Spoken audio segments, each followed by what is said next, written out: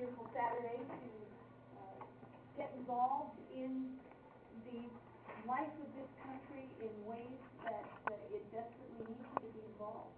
I very much admire the members of As a Mom.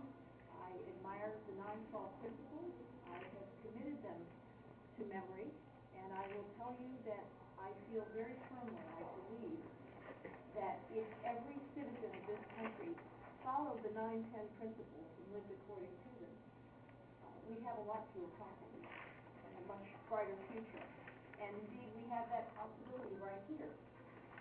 And going forward from here, because indeed we can live those principles, we can represent them, we can carry them to Washington. And that is my goal for us here in District 19. Let me tell you a little bit about myself. My little tagline, I think maybe most of you have seen our brochure, is doctor, mother, businesswoman. And I am a doctor. I'm an ophthalmologist.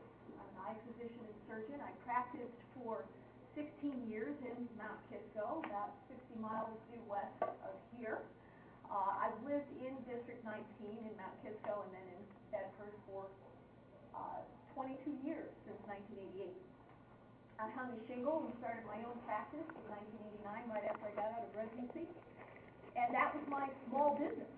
I know what it's like to invest capital in a small business and try to make it grow, to hire staff and make a payroll and pay your taxes and make it successful, working 7 days a week, nights and weekends, and throughout the day. And we did that for 7 years, actually, in my little practice in Mount Kisco, and it did thrive. In 1996, I was invited to join our big local medical group, so I became a partner in a large multi-specialty group called the Mount Kisco Medical Group, which is a very big and growing concern on the eastern side of the Hudson. And I practiced there very happily for 9 years.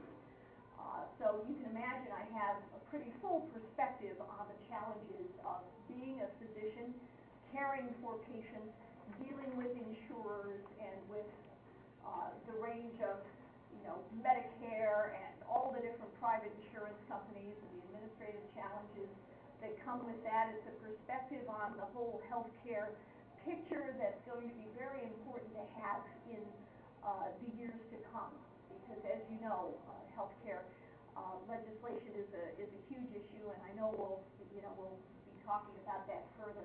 I'll mention a little bit more about it in just a moment.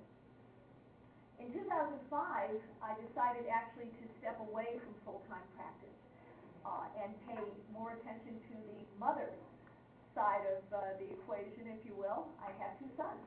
Next week, this coming week, that is to say, they'll be 19 and 17 years old. And my husband's also a physician, and he too is the type of guy who worked nights and weekends, 7 days a week to make his practice thrive and make sure that his patients did well and his colleagues did well. And that's great for your patients, and it's great for your practice to be on call all the time, and it's tough on your kids. So I thought it would be wise in 2005 to take a couple of years out and spend more time with my boys, which I did. And I'm very happy that I did. I kept very involved in volunteer activities. I'm a Mount Kisco Lion. I ran the Leo's Club at our local high school, so that was a great opportunity to bring young people around to some wonderful activities that involve charity both in the community and around the world.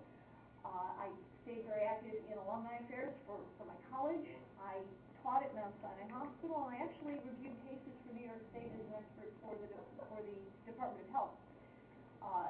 Interestingly enough, in 2007, when my boys were a little further along, more independent, I was recruited back into full-time work, unexpectedly, interestingly enough, through the recommendation of a friend, and I became a medical director at a large communications firm. So I actually worked in New York City, got on the train every day to go to the ranks of commuters, and had an entirely different experience in the business world, and it was very valuable as well. One of the aspects that was particularly useful was that it brought back some skills that I hadn't had to use in quite a while in public speaking.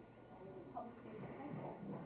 And as you might imagine, that's come in very very handy in this current phase of life. In November of 2008, probably like most or all of you, I looked at the results of the elections and looked at the supermajority that was before us and became very worried about the fate of our country. I am someone who believes passionately in American exceptionalism. And one reason for that is that I myself am the daughter of an immigrant. I am the daughter of someone who chose to become an American, and that's my mother. My mother is a veteran of World War II. She was in the British Army during the war. Interestingly enough, that's a fascinating experience. She was in London during the Blitz, and in 1948, as a hardy survivor, she looked at her country and saw that it was becoming a socialist economy. She was particularly disturbed, actually, by nationalized health care. She grew up poor, but she was always a conservative. She believed very much in individual responsibility and in individual initiative. And she felt in England in 1948 that she would be much better off and have a much brighter future in the United States of America. So she immigrated here on her own, across the Atlantic, took the train across from New York to Chicago, across this great land, saw landscapes and vistas she'd never seen before, and she made a life for herself.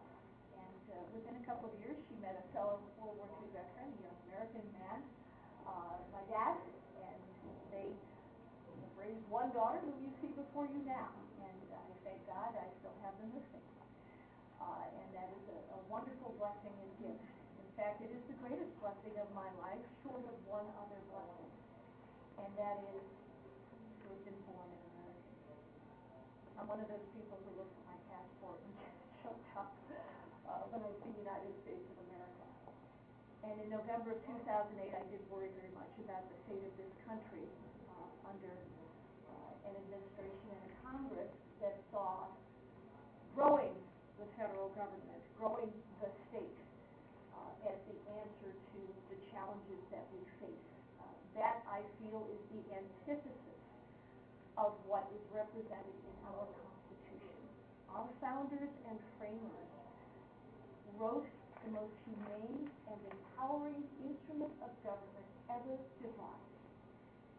The freedoms granted to Americans by our Constitution made us the greatest democracy in the history of mankind.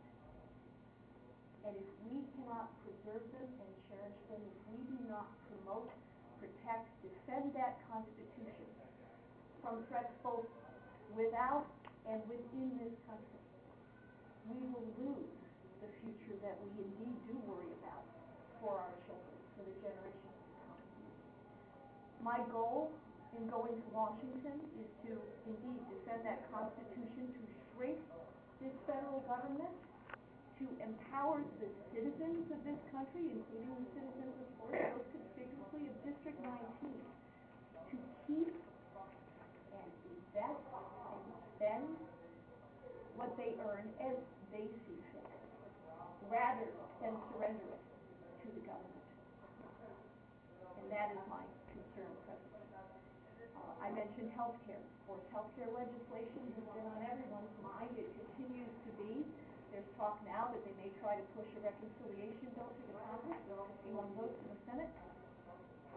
I'm opposed to the nationalization of health care. We do indeed have a mission to make sure that every person who needs health care is not shut out from getting it.